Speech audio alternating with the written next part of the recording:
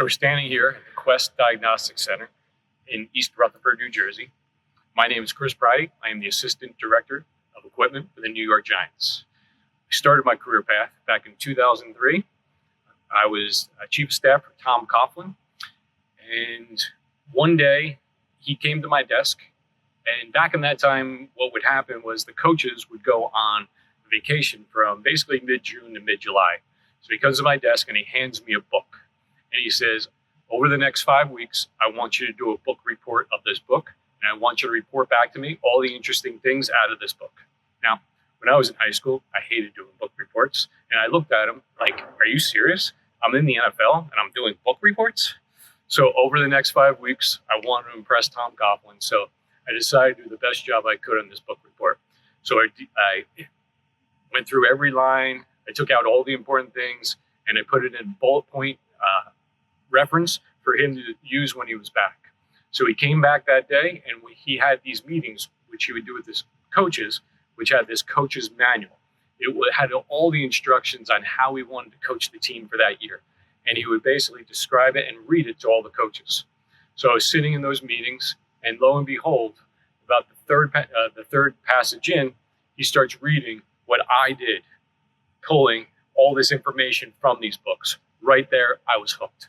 So I was like, wow, this is all it takes to impress the head coach of the New York Football Giants. So from then, I became a voracious reader. I would read every book that I could get my hands on. I would take out all the key information, hoping one day he would ask me a question. And then sure enough, he did.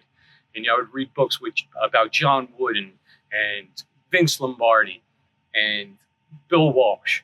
And then one day he came to me a question. I said, Coach, I think I had a quote from John Wooden that explains this perfectly for you. And sure enough, he took that quote the next day and he showed it to the team. So now I'm making this association. All I have to do is read books. All I have to do is pull the passages out of them. And all I have to do is wait for Tom Coughlin to ask me a question. And then I can have an influence over the coaches and the team. This was the greatest thing ever. So that's what I did. I read all these books. I gathered as much information as I could. I wrote down everything that was interesting to me. A couple years later, Audible came out. I have an hour drive to work. So I said, you know what? Why don't I start listening to these books instead of reading all these books? So what I would do is I had an hour drive back and forth to work. I would listen to an hour. I would listen to an hour on my way home. I was crushing 2 books a month doing this every month. What I found was it was very hard to retain because I wasn't reading these books. So then what I would do is I would start writing down all the information that I heard as soon as I got home or as soon as I got home or as soon as I got to the office. I would carry a journal with me and I would have this grand knowledge of all this information.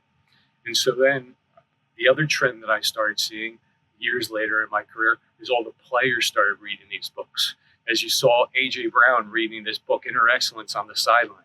So it was a gateway to talk to these players about books and what they were reading and what they were learning. And we would have these conversations back and forth. So now not only could I have an influence with coaches in the NFL, not only could I have an influence with the players directly in the NFL, and not only could I have an influence with the entire team. And that was my journey to become a voracious reader and love books.